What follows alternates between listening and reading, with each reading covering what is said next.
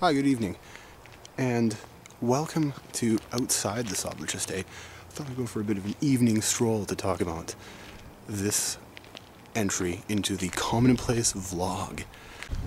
Tonight we're going to be talking about prosody and rhetoric, and prosody is basically the musicality of language, the study of words and rhymes and how they all blend together to create a beautiful, enticing, musical piece of literature or poetry.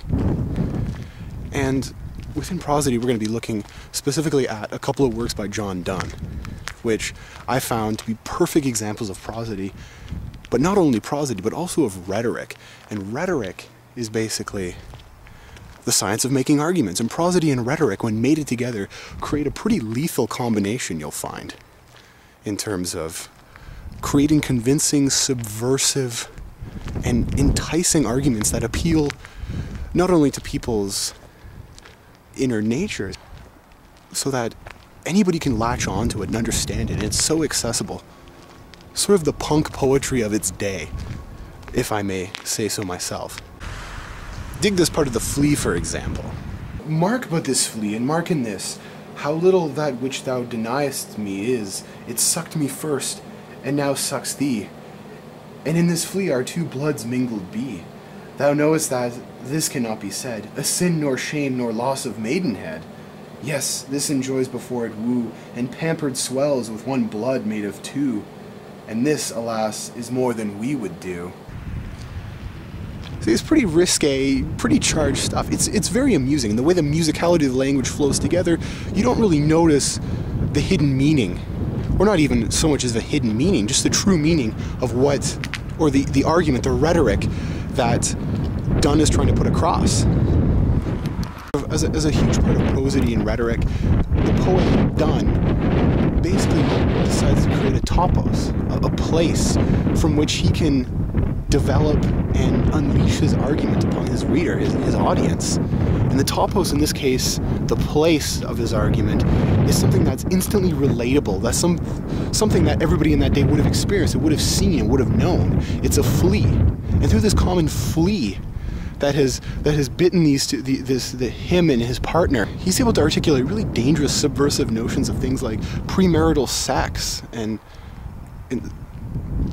premarital dalliances. And this is really significant because it basically flaunts the authority of the church, a religious institution.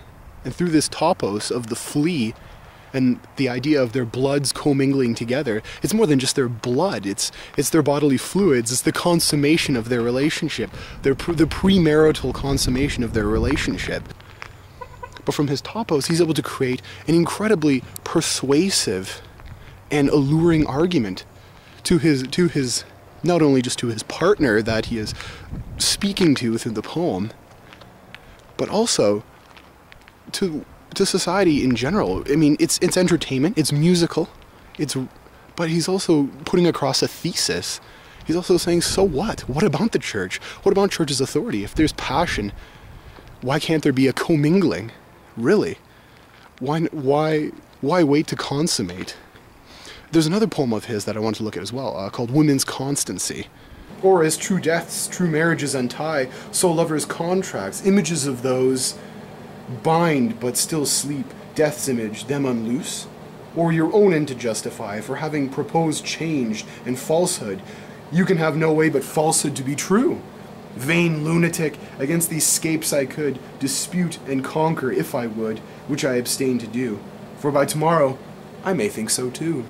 He's basically kind of taking to task the notion of women being the inconstant ones in relationships, the ones who are always subject to the craziest emotional swings and imbalances, the ones who, despite the despite the bonds of marriage and church and lovers' vows, are constantly flaunting that. And really, he basically turns that on its end with a reverse in the last few lines by saying, well, he calls his lover a vain lunatic at first, and then he sort of flips it on its head in the past two lines, saying, well, obviously I would want to battle against these inconstancies and fight them as much as I can, and I would criticize them. really, at the end of the day, I feel the same way as you do. Women aren't vectors of inconstancy. Really, men are just as implicated in these relationships as women are. It's not something that women aren't basically entered into a contract with men. It is a mutual thing. And that's what Donne is getting at you through the topos of this poem. Within the context of this kind of one-night stand, this one-time romantic dalliance, this is what he's getting at. It's a really powerful piece of rhetoric. Through women's constancy and the flea, John Donne is creating really subversive, really enticing poetry at the same time. And if you're a monarch such as King James, as we've talked about old Jimmy before, who's trying to continually assert his hold on power, his position as the head of the people, the father to the children, and his subjects.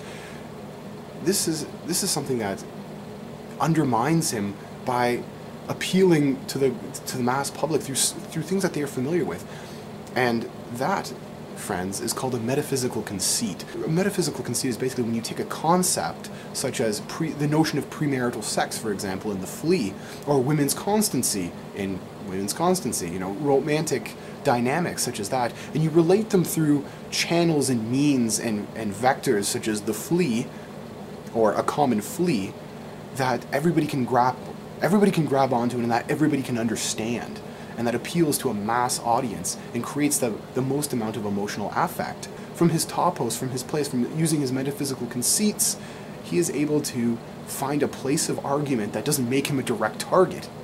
So yeah, John Donne, the punk poet of his time. Pretty impressive.